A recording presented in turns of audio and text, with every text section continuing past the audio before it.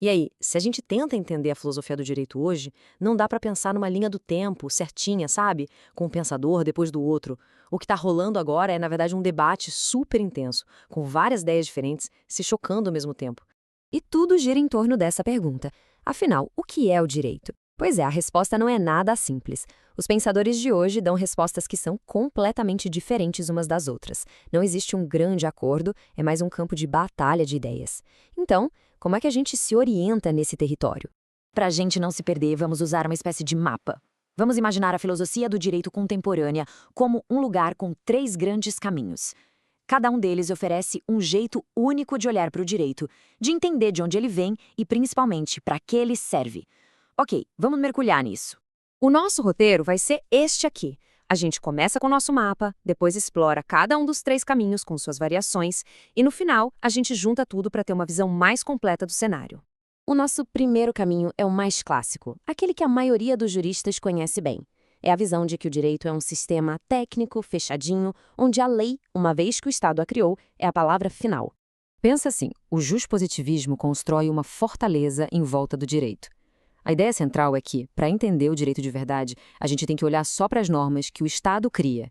Deixa de lado o que é justo, o que é moral, o que é político, o foco é na regra e pronto. E se tem um cara que levou essa ideia de pureza ao pé da letra, esse cara foi o jurista austríaco Hans Kelsen. Ele queria criar uma ciência do direito, sabe, limpa, sem nenhuma contaminação da sociologia, da política ou da moral. Olha, a grande sacada do Kelsen está aqui, nessa ideia de dever ser. Ele dizia que uma norma jurídica não descreve o mundo como ele é, tipo uma lei da física, não. Ela diz como o mundo deve ser. Por exemplo, se alguém comete um crime, deve ser punido. Mesmo que o criminoso consiga fugir e nunca seja punido, a norma continua lá, válida. É essa lógica que, para o Kelsen, faz do direito um sistema independente, com suas próprias regras. Ok, mas será que todo positivista constrói muros tão altos assim? Não mesmo. Existem outras versões que, digamos, abrem os portões nessa fortaleza, permitindo que o direito converse com o mundo lá fora, com os valores e os fatos da sociedade. Aqui, a gente vê bem as diferenças. De um lado, o positivismo estrito do Kelsen, que é o mais fechado, do outro, o eclético e o ético, que tentam cada um do seu jeito religar o direito com a realidade social e com noções de justiça. O brasileiro Miguel Reale é o grande nome do positivismo eclético. Para ele, o direito não é só a norma fria. Ele nasce de uma tensão constante entre três coisas: o fato, que é o que acontece na vida real, o valor, que é aquilo que a sociedade acha importante, e a norma, que é a resposta do Estado a essa dinâmica. Não é uma foto, é um filme em constante movimento. Já os positivistas éticos, como o Ronald Dworkin, vão um pouco além. Eles dizem que o direito não é só um conjunto de regras escritas. Quando a lei é vaga ou silenciosa nos chamados casos difíceis, os juízes precisam e devem usar princípios de justiça, como dignidade, igualdade, que, para Dworkin, já estão dentro do próprio sistema jurídico. Beleza, agora a gente vai mudar de cenário completamente. Vamos sair daquela fortaleza organizada do direito formal e entrar num território bem mais selvagem, um lugar onde o direito se mistura com poder, com política e com a nossa própria existência. Gente, a virada de chave aqui é brutal. Se o primeiro caminho via o direito como uma caixa de ferramentas neutra, esse segundo caminho enxerga o direito como a própria manifestação de forças muito mais profundas. A pergunta muda. Não é mais qual é a regra, e sim quem tem o poder e como a gente vive a justiça no dia a dia. Com o existencialismo, filósofos como Martin Heidegger olham para o direito moderno e fazem uma crítica pesada. Dizem que ele virou uma coisa técnica, fria, distante da vida real. A proposta deles é tentar entender o direito não por regras abstratas, mas a partir da nossa experiência real com a justiça e a injustiça. E nessa mesma linha, o Hans-Georg Gadamer vai focar na interpretação. Para ele, é impossível ler uma lei de forma neutra. O juiz, o advogado, qualquer intérprete sempre traz junto sua história, seus valores, seus preconceitos. Entender a lei, para Gadamer, é um diálogo, não é só decodificar palavras. Essa frase, uau! Essa frase do Carl Schmitt é pesada e nos joga no olho do furacão desse segundo caminho.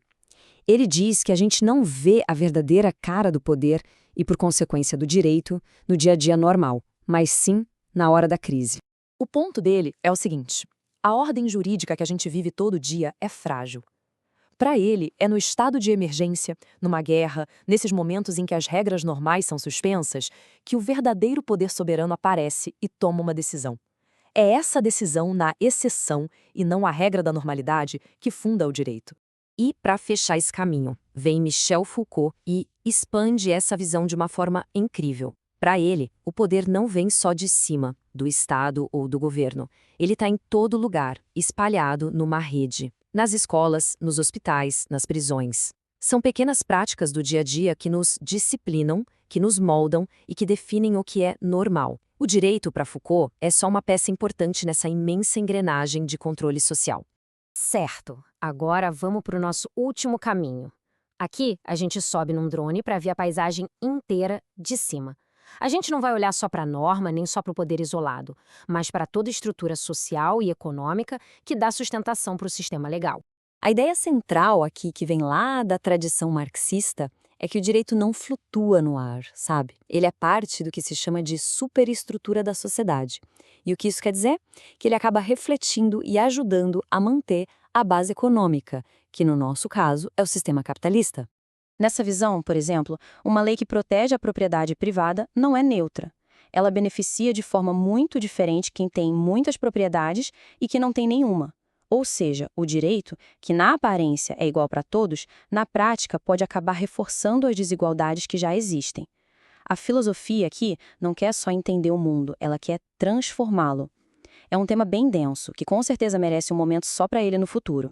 Bom, depois dessa viagem toda pelos 3 caminhos, vamos tentar organizar as ideias. E se, em vez de pensar que uma teoria está certa e as outras estão erradas, a gente pensasse nelas como lentes? Lentes diferentes, onde cada uma revela um ângulo, um aspecto desse fenômeno tão complexo que é o direito. Essa síntese aqui é a chave de tudo. O juspositivismo foca na norma e enxerga o direito como um sistema técnico que opera no presente. O não-juspositivismo foca no poder e vê o direito como uma expressão política que vem do passado, da força. E, por fim, a filosofia crítica, que foca na totalidade social, entende o direito como uma estrutura que precisa ser repensada para a gente construir um futuro diferente. E com isso, fica a grande reflexão.